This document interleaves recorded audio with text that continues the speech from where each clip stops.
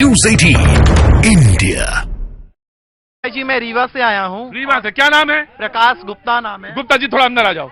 हाँ जी, हाँ मैं जानता हूँ। हाँ जी भैया जी पहले हम इन लोग के लिए बोलना चाहेंगे। किन लोगों के लिए? जो कटोरा लेके आए हैं भैया जी, प्लीज सुना जाए। मैं एक युवा हूँ, मैं प्रधानमंत्री मुद्रा योजना के तहत लोन ले करके अपना व्यापार शुरू किया और 6 लोगों को रोजगार दे के रखा हूँ।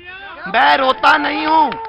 रोजगार केवल सरकारी नौकरी नहीं होती है सर। हमारे गांव चलिए, कितने किसानों की यहाँ आय दुगनी हो चुकी है। किसानों के यहाँ जो जमीन कैसे हुई दुगनी, मैं जानना चाहता हूँ। सर झूठ बोल रहे हो क्या? नहीं सर। तो कैसे दुगनी हुई? प्रोडक्शन। चुपचाप खड़ा रहिएगा। मेरे घर में सर 1 एकड़ जमीन थी, 10 बोरा गेहूं होता था, आज 50 बोरा होता है। क्यों होता है? क्यों होता है? क्योंकि सरकार ने इतनी अच्छे बीज लाए हैं, मार्केट में इतना आ चुका है कि सर हमारी। लेकिन बेटा एक बात बताओ, खेती के उपकरण, खेती के साधन, सिंचाई महंगी हुई है, लागत मैं मालूम, मुझे नैनो यूरिया पे भी मालूम है, नैनो यूरिया पे भी मालूम है। भैया मैं उस टाइम की बात बता रहा हूँ, अकाल पड़ता था हमारे गांव में। ये भी बात सच है। गांव में, और आज गांव में गांव नहर बन गई है। हम वहां से पानी लेते हैं और अपने पूरे कौन सा जगह है तुम्हारा? रीवा मध्य प्रदेश में जिवला मोड़ में सर रहता हूँ। आइए आप कभी घुमाता हूँ सर। सबके घर में गाड़ियां, मोटरसाइकिल हैं। ये जो बेरोजगारी कोरोना रो रहे हैं ना, सबके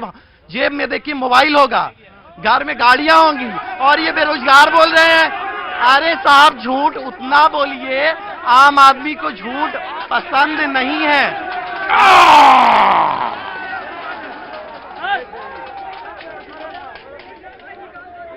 किसी ने कहा, मैं सुनो, मैं बात करूंगा, मैं करूंगा बात।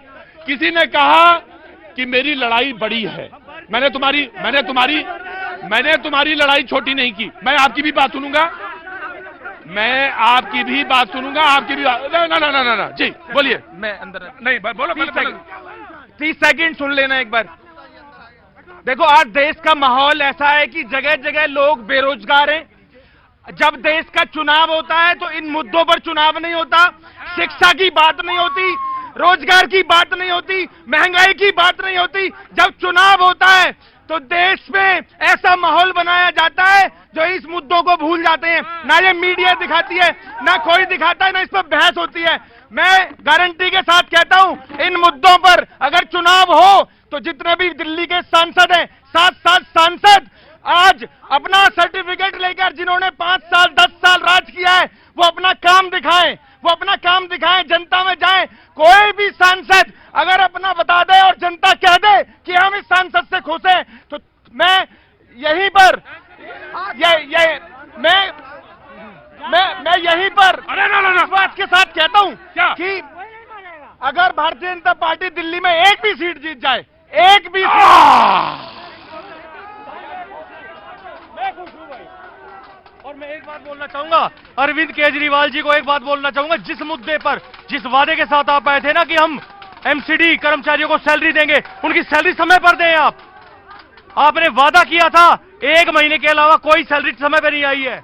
उनके घर जाके देखो जिन्हें चूल्हे नहीं चढ़ते। आराम से, वन बाई वन। ऐसा नहीं। कांग्रेस को जनता बैठिए, नहीं जनता पर रुके ना, कांग्रेस को मौका देंगे। अभी ये जो फर्जी किसान आके खड़े हुए, इनसे पूछो एक देखिए एक बात मैं बता दूं, अगर आप इनको फर्जी कहेंगे तो वो पूरा आंदोलन पर सवाल उठ जाएगा। इसलिए आप अपनी बात कहिए। इन किसान से पूछना, 1 एकड़ खेत में कितना किलो बीज गेहूं का लेके आते हैं? अगर ये 1 एकड़ खेत में कितना गेहूं का बीज आता है बता दे, मैं मान लूंगा किसान। चलिए ठीक है। और किस किसान के पास 1 एकड़ जमीन ना हो तो वो रोजगार की तलाश में निकलेगा। उसे ये बताएंगे कि गरीब नहीं है, उसके फोन नहीं है, मोबाइल जेब में नहीं है, ये बेचारे खड़े हैं यहाँ। ठीक है, मैंने आपकी बात की। मैंने आम आदमी पार्टी, बीजेपी अंदर जी। प्रतीक भाई, ये हमारे युवा साथी है, मुझे बहुत दर्द और पीड़ा है। ये केवल युवाओं की बात नहीं है प्रतीक भाई, हर एक वर्ग आज ठगा महसूस कर रहा है, जिससे 2014 और 2019 में वादा किया था।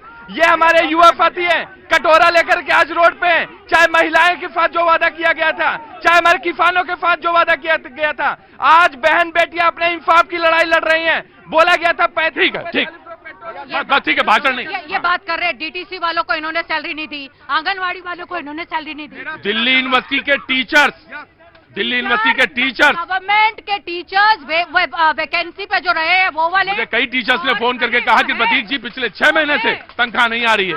आप उनको देखिए, अब तो म्युनिसिपैलिटी में है ना, तो आप एमसीडी वालों की बता दी आपने कितनी तनख्वाह दी है। लेकिन मुझे एक बात कहनी है कि दिल्ली सरकार और केंद्र की लड़ाई में वो परिवार बहुत भुगत रहे हैं, परेशान हैं, चाहे एमसीडी हो चाहे टीचर्स हो, दिल्ली में जो कार्यरत हैं, और वो बड़ी मुसीबत में, परेशानी में। अरविंद केजरीवाल जी, आपने जो एक एग्जाम्पल सेट कर रहे हैं, आप वो कहते थे कि करप्शन के अंदर पहले रेजिग्नेशन दो और उसके बाद आप करप्शन की बात कर रहे थे, आपने रेजिग्नेशन तक नहीं दिया।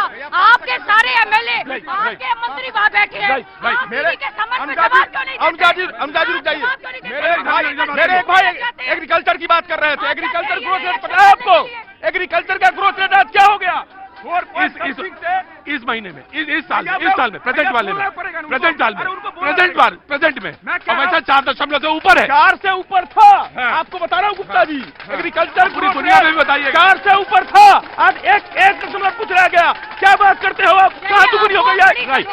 मैं तो आपके प्रवक्ता को यही बोलना चाहती हूँ कि वो कहते हैं कि नरेंद्र मोदी जी की हर बात को सच मानते हैं, तो नरेंद्र मोदी जी तो केजरीवाल को भी भ्रष्टाचारी बताते हैं, ये भी मानिए। वो कांग्रेस को भी भ्रष्टाचारी बनाते हैं, ये भी मानिए। और दिल्ली के अंदर जो कट्टर ईमानदार कह कर आए थे, वो कट्टर भ्रष्टाचार के कायल को लेकर खाद में।